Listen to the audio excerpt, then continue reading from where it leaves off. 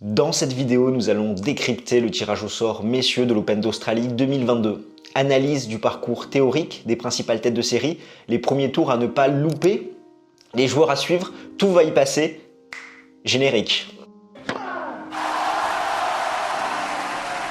Salut à toi, moi c'est Constantin et bienvenue sur Games Ten Talk. J'aide les passionnés de tennis comme toi à décrypter l'actualité de la petite balle jaune. Si c'est quelque chose qui te parle, n'hésite pas à smasher le bouton pour t'abonner et activer la petite cloche, d'autant plus qu'un programme dantesque t'attend pour cette Open d'Australie 2022. Comme tu l'auras compris, nous allons parler du tirage au sort de l'Open d'Australie 2022, que tu sois fan de Novak Djokovic, Rafael Nadal, Alexander Zverev ou encore Maxime Cressy. Tu vas tout savoir sur ce tirage au sort. Je t'invite d'ailleurs à aller voir la vidéo qu'a fait Grégoire pour présenter Maxime Cressy, qui a bien perfé au 250 de Melbourne et qui était le joueur à éviter dans les premiers tours lors de ce tirage au sort. Et bien sûr, reste bien jusqu'à la fin de cette vidéo, étant donné qu'à la fin, tu connaîtras mon pronostic pour cette édition 2022 du premier Grand Chelem de l'année. Je t'invite d'ailleurs à mettre cette vidéo sur pause et à me dire dans les commentaires ce que tu penses un petit peu de ce tirage au sort, quels sont les joueurs qui sont le mieux lotis et au contraire ceux qui s'en sortent le moins bien. Question qui est sur toutes les lèvres cette semaine, c'est est-ce que Novak Djokovic va pouvoir rester sur le continent australien? On a d'ailleurs fait un live qui revient sur cette polémique. Je t'invite à aller le visionner, d'autant plus qu'on avait des invités spéciaux, notamment Julie, une fan de Novak Djokovic. Les dernières nouveautés, c'est que lundi, le juge Kelly a révoqué l'annulation du visa de Novak Djokovic. Le motif, c'est qu'il y a un vice de procédure étant donné que les forces douanières n'ont pas laissé suffisamment de temps aux Serbes pour se justifier lors de son arrivée à l'aéroport par rapport à son visa, et comme la forme n'est pas bonne, inutile d'aller chercher dans le fond, c'est ce qui prime en droit un petit peu comme lors d'une arrestation si la police ne te cite pas tes droits. Alex Hawke, le ministre de l'immigration, peut encore expulser Novak Djokovic. Apparemment, il prépare un dossier. Mais bon, le gouvernement va devoir s'y reprendre à deux fois, étant donné qu'ils ont commis une erreur monumentale quand même sur la forme par rapport à l'arrivée du Serbe à l'aéroport, ce qui fait que je pense qu'ils sont un petit peu frileux quant au fait de faire un nouveau dossier et de potentiellement expulser le Serbe, sachant que l'équipe de Novak Djokovic a déjà dit que s'il y avait une expulsion, il y aurait appel ce week-end et qu'ils espéraient pouvoir avoir un retour d'ici dimanche. En tout cas, il y a beaucoup d'incohérences et de magouilles entre Tennis Australia, le gouvernement et Novak Djokovic. Personne n'est tout blanc, personne n'est tout noir dans cette affaire et je pense que tout le monde partage différentes responsabilités. Pour moi, je pense que le Serbe jouera à l'Open d'Australie 2022. Cela étant dit, maintenant, on va pouvoir parler tennis. Depuis 2006, Melbourne est majoritairement une terre serbe et suisse, étant donné que Novak Djokovic s'est imposé 9 fois, Roger Federer 5 fois, Stan Wawrinka une fois et Rafael Nadal une fois, c'était en 2009. Du coup, ce premier majeur de l'année est totalement verrouillé par Novak Djokovic et Roger Federer. Au niveau de la surface, elle a changé en 2020, elle a été accélérée, on voit qu'il y a un rebond un petit peu plus bas. Et par rapport aux conditions météorologiques, généralement il fait assez chaud à Melbourne, même si là j'ai vu un petit peu les prévisions et la première semaine ils annoncent seulement 20 à 24 degrés. Comme tu t'en doutes, ce premier majeur de l'année sera surveillé. Quoi qu'il arrive, il peut être historique étant donné que Novak Djokovic va concourir pour un 21e titre du Grand Chelem, une décima à Melbourne, et c'est également le cas de Rafael Nadal qui visera lui aussi un 21e titre du Grand Chelem et potentiellement derrière des joueurs de la Next Gen qui peuvent encore un petit peu plus s'affirmer par rapport à cette prise de pouvoir dans le tennis mondial. Maintenant, passons au tableau. On commence tout de suite avec le quart de Novak Djokovic qui retrouve en tête de série Sonego, Monfils, Garin, Norrie, Pablo Carreño Busta, Alcaraz ainsi que Berrettini. Dans les coupeurs de tête, on peut voir Tommy Paul, Oscar Otte, Fucsovics, Nakashima et le quart théorique, c'est Djokovic, Berrettini. Par rapport aux principaux enseignements, on peut dire quand même que Novak Djokovic a un très bon tableau. Il commencera par Kekmanovic, son compatriote serbe. Derrière, il pourrait jouer contre Tommy Paul, Sonego, Monfils, Carreño Busta ou Berrettini en quart. S'il pourrait retrouver l'Italien pour la 3e fois en quart de finale sur les 4 derniers majeurs, c'est quand même assez inédit, d'autant plus qu'ils se sont affrontés sur les 3 derniers majeurs, en quart à Roland-Garros, en finale à Wim et en quart à l'US Open. Mais la question que l'on peut se poser, c'est comment Novak Djokovic va gérer la pression d'un 21e titre du Grand Chelem, plus cette polémique par rapport à toutes les erreurs qu'il a commises, le fait qu'il a eu une semaine d'entraînement en moins, ou par rapport à son alimentation, on a su que c'était pas vraiment ça. À chaque conférence de presse, s'il joue, on va lui poser la question, il y aura ça sur toutes les lèvres.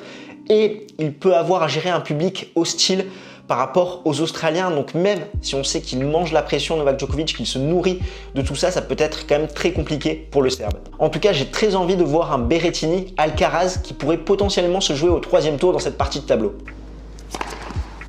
Le quart numéro 2, c'est celui d'Alexander Zverev qui retrouve Harris, Opelka, Shapovalov, Jurkacz, Karatsev, Khachanov ainsi que Rafael Nadal. En coupeur de tête, on peut penser à Rune, Millman, Duckworth ainsi que Kokkinakis qui est très en forme en ce moment, d'autant plus sur terre australienne. Et le quart théorique, c'est Zverev-Nadal. C'est tout simplement une partie de tableau monstrueuse. 5 des 8 têtes de série de ce quart de tableau ont été en demi-finale dans un grand chelem en 2021. Zverev devra être concentré d'entrée où il pourrait enchaîner Altmaier, Millman, Harris, Shapovalov pour arriver en quart de finale. Mais celui qui est le moins bien loti, qui a un parcours du combattant, c'est Koh Lanta tout simplement pour Rafael Nadal dans ce tournoi de l'Open d'Australie, qui commencera tranquillement contre Marcos Giron, mais derrière il pourrait enchaîner Kokkinakis, Khachanov, Jurkacz. Et c'est vrai que par rapport à ce qu'on a vu dans le 250 de Melbourne, Rafael Nadal a quand même des difficultés à la relance. Il n'a toujours pas retrouvé son service depuis 2021 et sa blessure au dos. Il cale un petit peu dans ce compartiment du jeu-là. Il a fait sa pire saison en 2021 en termes de double faute. Il a fait un nombre important de double fautes. Il a eu du mal à sécuriser ses engagements. Et il faudra également surveiller ses appuis, notamment côté revers, où il a du mal à ancrer pour vraiment taper son revers de façon libérée. Il est un peu dans l'inconfort, sachant qu'il cherche des certitudes par rapport aux douleurs et aux problèmes au pied qu'il a pu avoir, mais il tentait un peu trop de slicer dans ce qu'on a vu à Melbourne dans le 250, même s'il s'impose. Donc là, il va jouer des gros serveurs. Ça va être très intéressant à surveiller. En tout cas, ça risque d'être très compliqué pour lui. Et ce qui est normal, sachant qu'il a baissé au classement et qu'il est tête de série numéro 6. Le 3e quart, c'est celui de Stefanos Tsitsipas qui retrouve Ruud, De Minaur, Basilashvili, Sinner, Fritz, Bautista Agut ainsi que Dimitrov. Les coupeurs de tête, c'est Alex Molcan, Seppi qui est toujours très à l'aise en Australie, Ivashka ainsi que Andy Murray qui retrouve de belles couleurs sur un format 2-7 gagnant. J'ai vraiment hâte de le voir en format Grand Chelem. Et le quart théorique, c'est Tsitsipas, Ruud. Et pour moi, cette partie-là, c'est tout simplement la plus ouverte. On a Stefanos Tsitsipas qui revient d'une opération au coude, qui va manquer de rythme, à voir comment il va enchaîner les matchs, les gros combats. Je pense qu'en ce début d'année, il n'offre pas énormément de garanties. Il faudra plus attendre la saison sur terre pour le voir se relancer. On a également Ruud qui, lui, est plus à l'aise sur des surfaces un petit peu plus lentes où il peut mettre son jeu en place, ses frappes de coups droits en place. Là, sur des surfaces rapides, il va subir, notamment côté revers. Donc je demande à voir cette partie de tableau qui va être très ouverte. On a également un Bautista Agut qui a été très performant à l'ATP Cup, donc qui peut peut-être faire son nid, ainsi qu'à Yannick Sinner qui lui aussi a montré de belles choses en ce début d'année.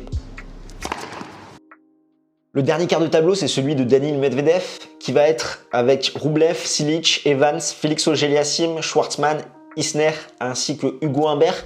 Les coupeurs de tête, Kyrgios, s'il a récupéré, bien sûr, il a été testé positif. Il joue une fois dans l'année, mais dès qu'il joue, dès qu'il se met à jouer, il peut être dangereux pour n'importe qui. On a également Crécy, VDZ, je trouve, Popirine et le quart théorique, c'est Medvedev contre Rublev. C'est vrai que Medvedev a hérité d'un tableau pas forcément évident. Laaksonen au premier tour, potentiellement Kyrgios au deuxième tour, Humbert au troisième tour, Schwartzmann en huitième, Rublev ou Félix Auger-Aliassime en quart. Et je demande à voir comment Medvedev a digéré son premier titre en majeur. On sait qu'il n'est pas forcément comme Dominic Thiem, qu'il a beaucoup plus de relâchement, de détachement par rapport à tout ça. Et c'est vrai qu'après son entame en ATP Cup, où il mène 7-6, 3-0 contre Hugo Humbert et cette défaite, il s'est bien repris, il a eu des victoires convaincantes. Donc je pense qu'il peut quand même sortir du lot un petit peu dans cette partie de tableau-là. Et son adversaire en quart, là aussi, c'est compliqué à le pronostiquer étant donné que Rublev a quand même commencé à marquer le pas. Donc pourquoi pas Félix Auger-Aliassime qui a montré de très belles choses à l'ATP Cup. Ce qui fait que si on récapitule au niveau des quarts théoriques, c'est Djokovic, Berrettini, Nadal, Zverev, Ruud, Tsitsipas et Medvedev, Rublev. Et voici les quarts que je pronostique. Djokovic, Berrettini, on ne change pas une équipe qui gagne. Nadal, Zverev, Sinner, Bautista Agut, ainsi que Medvedev, Félix Auger-Aliassime. Et pour la suite du tournoi, je vois des demi-finales Djokovic, Zverev, ainsi que Medvedev, Sinner, avec une finale Zverev, Medvedev et Alexander Zverev qui décroche son premier titre en majeur, qui surfe sur sa confiance acquise durant le second semestre de 2021, qui va enfin péter son plafond de verre en battant son premier top 10 en majeur, qui serait potentiellement Rafael Nadal en quart de finale. Ce qui le débloquerait, on se rappelle tous de ce match monumental en 5-7 entre les deux hommes en 2017. Là, il prendrait sa revanche, ça lui débloquerait la confiance pour la suite. Il irait chercher ce premier titre en majeur. Au niveau des joueurs à suivre, comme je vous le disais, il y a bien sûr Alcaraz. Je demande à voir en Grand Chelem après ce qu'il a fait à l'US Open par rapport à sa prépa foncière. Ça va être très intéressant à suivre. Andy Murray, bien sûr, qui retrouve des couleurs en 2 sets gagnants, à confirmer en Grand Chelem. Maxime Cressy, qui peut couper pas mal de têtes, ainsi que Bautista Agut, qui a été très en forme à la TP Cup. Les premiers tours à ne pas louper, on notera le Isner Cressy, le Ruud Molcan, le Basilashvili Murray. Leur dernier match de cette semaine a duré plus de 3 heures, donc ça promet. Et le Opelka Anderson pour les fans de gros serveurs et d'ace à foison. Si tu es un féru de pronostics, je t'invite à rejoindre notre jeu de pronostics, la World Tennis League. Chaque semaine, je choisis un tournoi et un joueur et tu inscris autant de points que le joueur en a gagné dans le tournoi en question. Par contre, tu ne peux utiliser ce joueur qu'une seule fois dans l'année et à la fin, les meilleurs décrochent des lots de nos partenaires. Je te mettrai bien évidemment les liens dans la description. Là, il y a 2000 points en jeu à l'Open d'Australie, donc c'est le moment ou jamais pour rejoindre l'aventure de la World Tennis League. Pour le programme de la chaîne, je te le raffiche ici. Nous, on se retrouve le 20 janvier en live pour débriefer de ce début de tournoi. Ça sera après le second tour de l'Open d'Australie. Et cette vidéo est un petit peu bancale, étant donné que si Novak Djokovic est expulsé, le tableau va changer, sachant que c'est Andrei Rublev qui récupérait la tête de série numéro 4. Donc, affaire à suivre. N'hésite pas dans les commentaires à me dire ton pronostic, ce que tu penses du tableau. Et nous, on se retrouve très vite pour parler de cette Open d'Australie. D'ici là, porte-toi bien. Ciao, ciao tout le monde.